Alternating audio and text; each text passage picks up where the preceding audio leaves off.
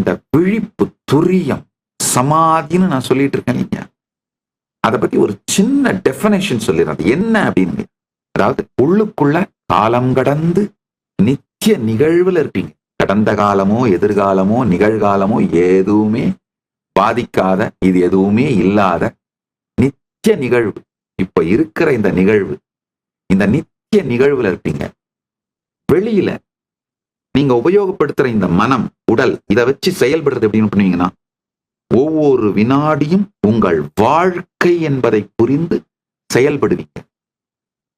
காலத்துக்கு உள்ளே இயங்குகின்ற மனம், உடல் ஒரு வினாடியை கூட வீணாக்காமல் குறிக்கோளை நோக்கி இயங்குவதும், காலத்துக்கு அப்பாற்பட்டிருக்கும் உங்கள் ஆன்மா, நீங்கள் நித்திய நிகழ்விலே எதை பற்றியும் கவலை இல்லாமல் இருப்பதும், இந்த இரண்டுமே சைமல்டேனியஸா நடக்குங்கயா.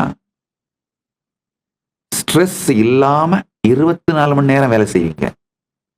24 மணி நேரமுமே வெக்கேஷனாவே இருக்கும்.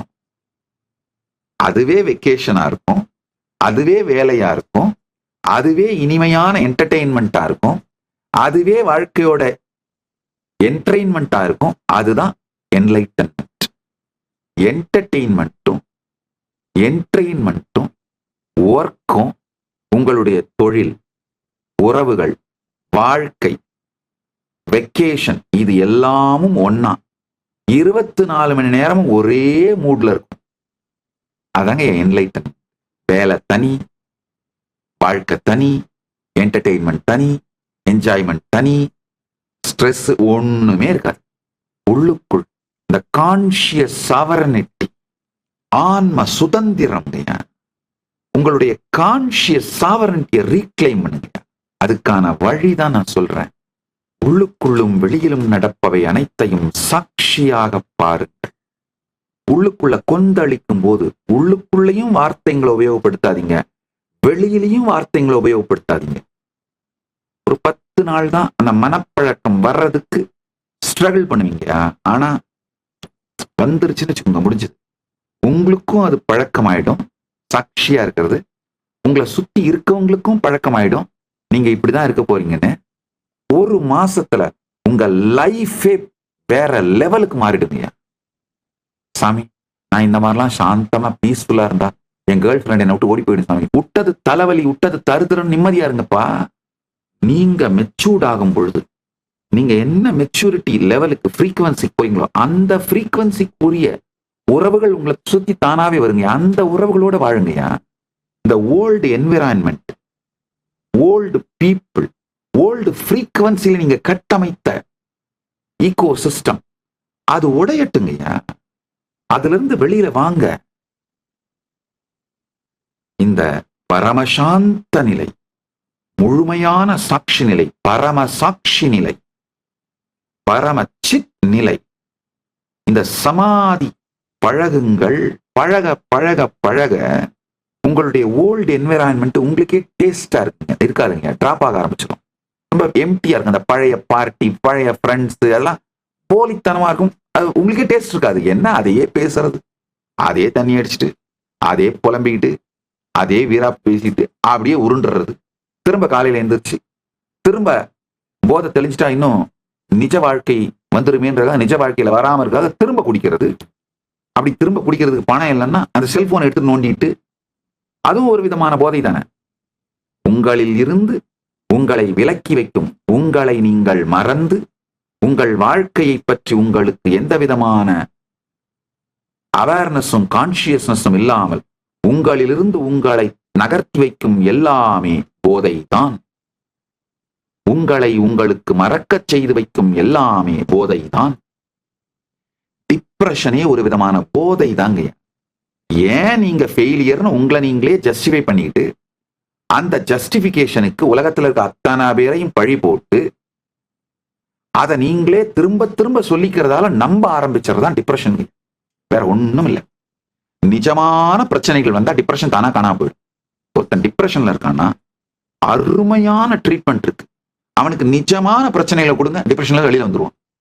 அவனை ரீஇன்வென்ட் பண்ணிப்பான்.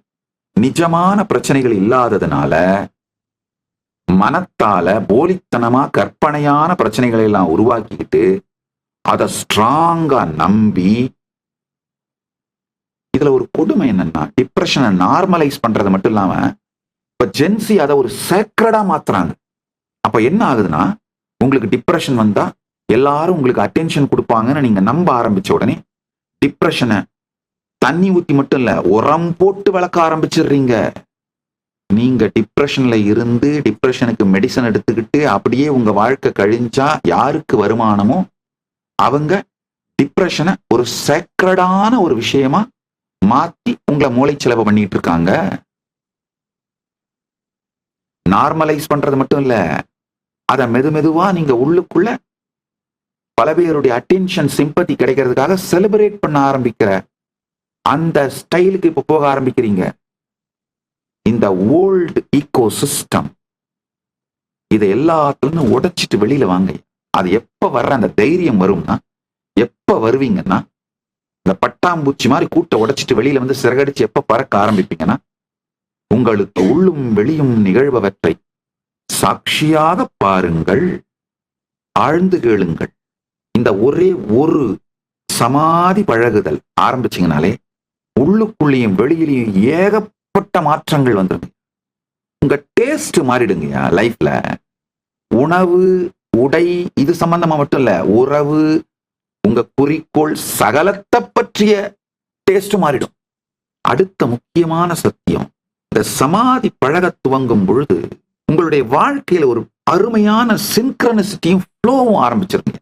நீங்க யாரா மாறணுமோ, உங்க வெற்றி, நிஜமான நீங்களும் உங்களுடைய தினசரி வாழ்க்கையும் ஒரு இனிமையான சிங்க்ரனிசிட்டிக்கு வந்துருங்க, ஃப்ளோக்கு வந்துரும். உங்களை அறியாமலே எக்ஸ்ட்ராடினரியான விஷயங்கள் உங்களுக்குள்ள மலர ஆரம்பிக்கும். உங்களுக்குள்ள நடக்கிற அத்தனையும் சாட்சியா பார்த்து இந்த நித்திய நிகழ்வுல இருக்க ஆரம்பிச்சீங்கன்னா, நீங்கள் நினைத்து பார்க்காத, இதுவரைக்கும் கற்பனையே செய்து பார்க்காத சாத்தியங்கள் சத்தியமாவதும் நிஜம் ஆவதும், அதை நோக்கி செல்ல முடியுங்கிற தைரியம், ஸ்ரத்தை, தெளிவு, உயிர்மை உங்களுக்குள்ள மலர்றது நீங்களே பார்ப்பீங்க. ஒரு தந்தையாகின்ற சக்தியை ஆண்மைன்னு சொல்றோம், அது மாதிரி வெற்றியடையும் சக்தியை உயிர்மைன்னு சொல்றேன். வெறும் ஒரு பெண்ணை கர்ப்பமாக்குகின்ற சக்தி மட்டும் ஆண்மை கிடையாது. ஒரு நல்ல தந்தையாகின்ற சக்தி தான் ஆண்மை. நம்ம எல்லாம் நிறைய நல்ல தாய் பற்றி பேசுறோம், நல்ல தந்தை பற்றி யாருமே பேச மாட்டேங்க. ஒரு பையன், ஏமா உன் புருஷன்கிட்ட சொல்லி வை, ரொம்ப என் ரூட்ல கிராஸ் பண்ணிட்டே இருக்கான் அப்படின்னா வயசு 14. ஏமா நான் எங்க போற வர என் ஃப்ரெண்ட்ஸு கிட்டலாம் தொடர்ந்து பேசி என்னை கண்காணிச்சுட்டே இருக்கிறான், சொல்லி வை, வயசு 18.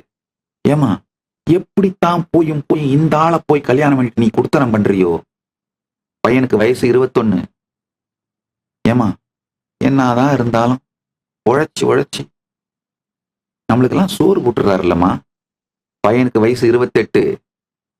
மா அந்த கஷ்டத்திலையும் அந்த வறுமையிலையும் நம்மளால முடிஞ்சதை திரட்டி என்னவோ பண்ணி நம்மளையெல்லாம் கரை தேத்திட்டாரு இல்லம்மா, பையனுக்கு வயசு 45. ஐ மிஸ் யூப்பா, பையனுக்கு வயசு 50.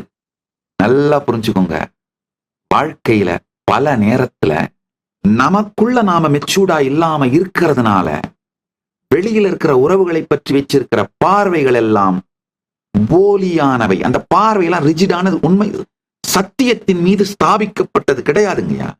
அதனால உங்களுக்குள்ள இருக்கிறது அத்தனை, உள்ள இருக்கிறது வெளியில இருக்கிறது அத்தனை சாட்சியாக பார்க்க துவங்கினால் உங்களை அறியாத பெரிய சத்தியங்கள், முதிர்ச்சி, இதெல்லாம் மலர துவங்குங்க.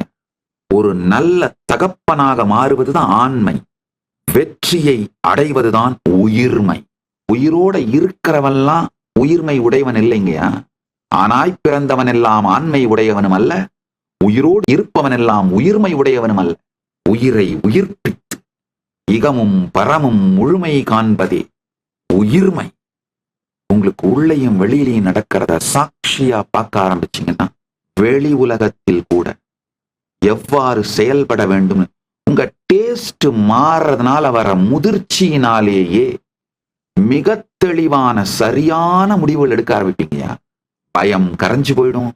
ஐயா, நீங்க எல்லாருமே பாத்தீங்கன்னா எண்ட்லெஸ் டிஸ்ட்ராக்ஷனை சுகம்னு நினைக்கிறீங்க, பயத்தை பாதுகாப்புன்னு நினைக்கிறீங்க. கிடையாது. பயத்தால் ஒரு நாளும் பாதுகாப்பு வருவதில்லை. எண்ட்லெஸ் டிஸ்ட்ராக்ஷன்ஸ் சுகமும் கிடையாது. எண்ட்லெஸ் டிஸ்ட்ராக்ஷன்ஸ் சுகமும் தருவதில்லை. சாட்சியா பார்க்கும் பொழுது வருகின்ற தெளிந்த புத்திதான் எதிர்கால வாழ்க்கைக்கு மிகப்பெரிய பாதுகாப்பு. மீண்டும் ஒருமுறை கதவை திற, காற்று வரட்டும். பகவான் ஸ்ரீ நித்யானந்த பரமசிவம் அருளும் சிறப்பு நீரலை சத்சங்கம்.